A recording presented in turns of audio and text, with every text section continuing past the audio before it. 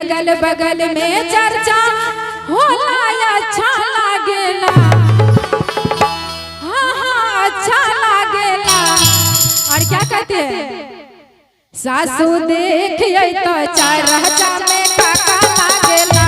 सासू देख तो चर्चा में काका लागेला। अगल बगल में चर्चा होला अच्छा लागेला।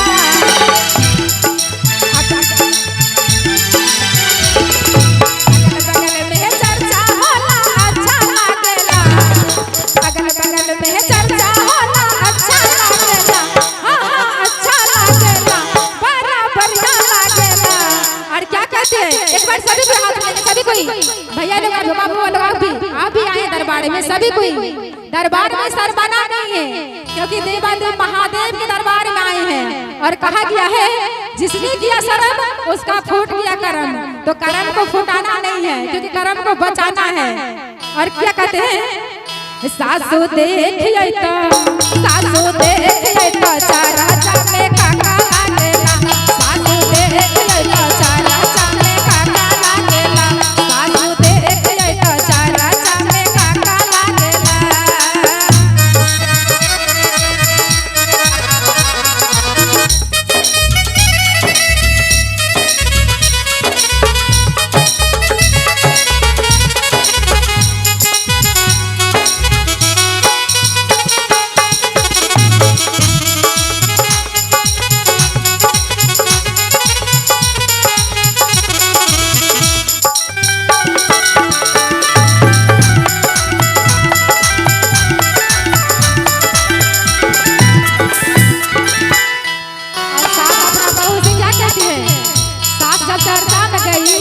देख के आए वहाँ क्या क्या लगता है, अपने बहू का बताती और क्या बताती है। अब भंगिया लागेला बोले पतिया लागेला।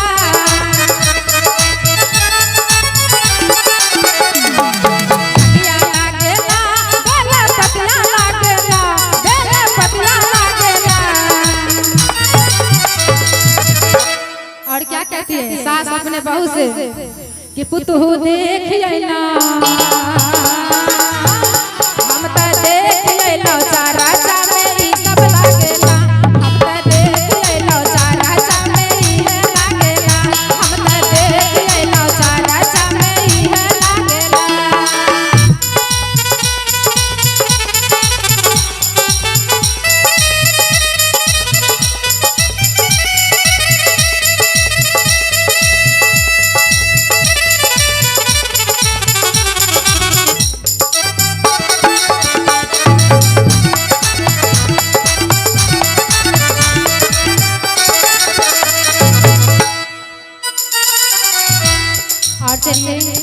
ये दीदी जो चर्चा करा रहे हैं दीदी का नाम जानते हैं क्या नाम है? क्योंकि ये दीदी का जो नाम है बगल का पड़ोसी का पुतहू कहते हैं अपने ननद से। क्या कहते हैं, पड़ोसी दीदी का चर्चा होला अच्छा लागेला।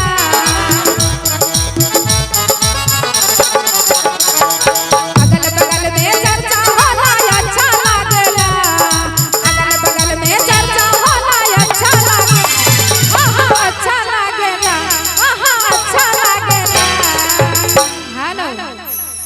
और भाभी कहते अपने ननद से क्या, नंदो देखिए तो, नंदो देखिए तो चर्चा में काका लागेला। नंदो देखिए तो चर्चा में काका लागेला। अगल बगल में चर्चा होला अच्छा लागेला। अगल बगल में चर्चा होला अच्छा लागेला। अच्छा लागेला।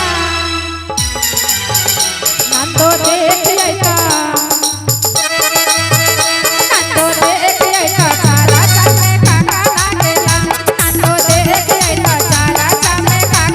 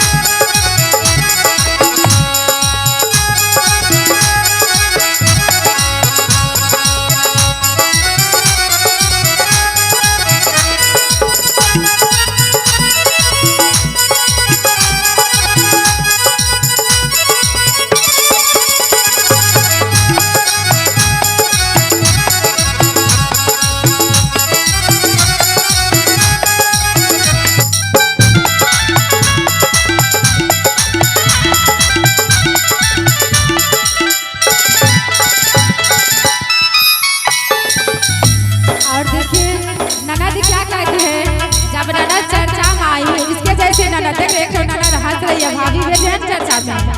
और ये क्या कहते अपने भाई से जाके, हाँ मिश्री लागेला ऐसे फुलवा लागेला,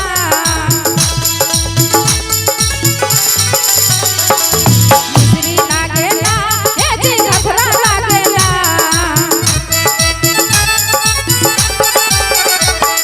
मिश्री लागेला ऐसे मेवा लागेला, घफरा लागेला गला पतला लागेला, हाँ घफरा लागेला। और क्या कहते हैं, भाभी देख अइली, भाभी देख अइली चारा चामे इहे लागेला, भाभी देख अइली चारा चामे इहे लागेला, भाभी देख अइली चारा चामे इहे लागेला। अगल बगल में चर्चा होला अच्छा लागेला, अगल बगल में चर्चा होला अच्छा लागेला, हाँ हाँ अच्छा लागेला, हाँ हाँ अच्छा लागेला। अगर चर्चा अच्छा लग रहा हो तो पर सभी को हाथ उठाके, सभी कोई देख रहे हैं, चैनल वाला भैया से भी आया है, बाद में यूट्यूब पर चढ़ेगा तो देखिएगा, नहीं हम भी चर्चा करें थे। हाँ भैया एक बार घुमा दीजिए दीदी लोगों की तरफ, एक बार घुमा दीजिए सभी कोई। बाबा लोग आप भी जितने दरबार में है, बहुत भगवान